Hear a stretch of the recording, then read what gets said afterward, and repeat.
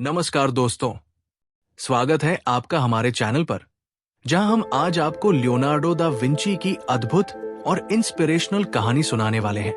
एक ऐसा महान व्यक्ति जिसने कला, विज्ञान और इंजीनियरिंग में अपनी अमिट छाप छोड़ी। तो चलिए शुरू करते हैं। लियोनार्डो दा विंची का जन्म 15 अप्रैल 1452 को इटली के एक छोटे से गांव विंची में हुआ था। उनका पूरा नाम लियोनार्डो दी सेर पिएरो दा विंची था। उनका बचपन प्रकृति के बीच बीता, जहां से उन्होंने प्राकृतिक चीजों की बारीकियों को समझना शुरू किया।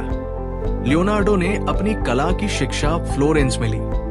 उन्होंने प्रसिद्ध कलाकार आंद्रिया डेल वेरोकियो के अधीन प्रशिक्षुता की। यहाँ लियोनार्डो ने चित्रकला, मूर्तिकला और स्थापत्य कला में महारत हासिल की।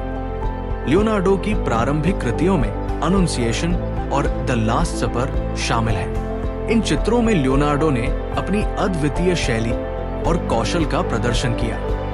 लियोनार्डो न केवल एक कलाकार थे, बल्कि एक महान वैज्ञानिक और इंजीनियर भी थे। उनके नोट्स और ड्राइंग्स में हमने हेलीकॉप्टर, टैंक और विभिन्न यांत्रिक उपकरणों के डिजाइन देख सकते हैं। 1503 से 1506 के बीच लियोनार्डो ने मोनालिसा का निर्माण किया।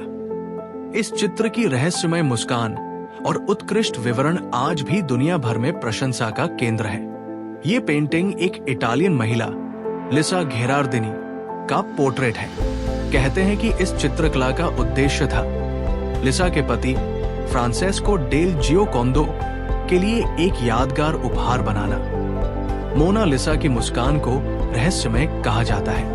ये मुस्कान कभी कभी प्रसन्न, कभी गूढ़ और कभी उदास दिखाई देती है। ये लियोनार्डो की चित्रकला की तकनीक और उनके विवरण पर ध्यान केंद्रित करने की क्षमता का अद्वितीय उदाहरण है।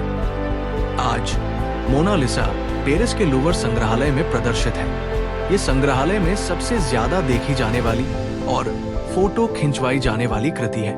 हर साल लाखों पर्यटक इसे देखने के लिए यहाँ आते हैं।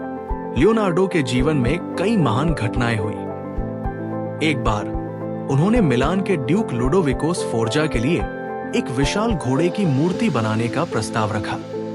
ये परियोजना विफल हो गई क्योंकि दुश्मन सेनाओं ने मूर्ति कला को बर्बाद कर दिया। फिर भी उनके डिजाइन और विचार इतिहास में जीवित रहे। एक अन्य घटना में लियोनार्डो ने फ्लाइंग मशीन का डिजाइन तैयार किया, जिसमें पंखों की संरचना को ध्यान में रखते हुए विमान का मॉडल बनाया गया। उन्होंने मानव की उड़ान के प्रति अपनी विशेष रुचि को इस डिजाइन में प्रकट किया। 1516 में लियोनार्डो दा विंची फ्रांस के राजा फ्रांसिस प्रथम के निमंत्रण पर फ्रांस चले गए। उन्होंने अम्बोइस के पास क्लोलुसे नामक महल में अपने जीवन के अंतिम वर्ष बिताए। यहाँ उन्होंने राजा के लिए कई योजनाएं और डिजाइन तैयार किए। अपने जीवन के अंतिम दिनों में लियोनार्डो की सेहत धीरे धीरे गिरती गई। उन्होंने अपने बाएं हाथ से लिखने और चित्रण करने की कोशिश की, क्योंकि उनका दायां हाथ कमजोर हो गया था। इसके बावजूद उनकी सृजनात्मकता और जुनून कभी कम नहीं हुआ। 2 मई 1519 को लियोनार्डो दा विंची ने फ्रांस के अम्बोइस में अपनी अंतिम सांस ली। कहा जाता है कि उनकी मृत्यु के समय राजा फ्रांसिस प्रथम उनके बिस्तर के पास खड़े थे।